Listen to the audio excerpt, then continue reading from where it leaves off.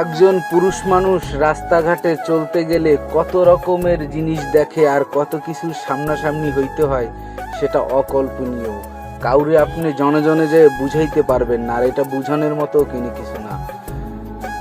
একটা পুরুষের শূন্য পকেট থাকলে যে তার মাথার ভিতরে কি কি জিনিস চলে, সেটা কাউকে বুঝানোর মতো না, এটা কাউকে বুঝাইতে পারবেন না।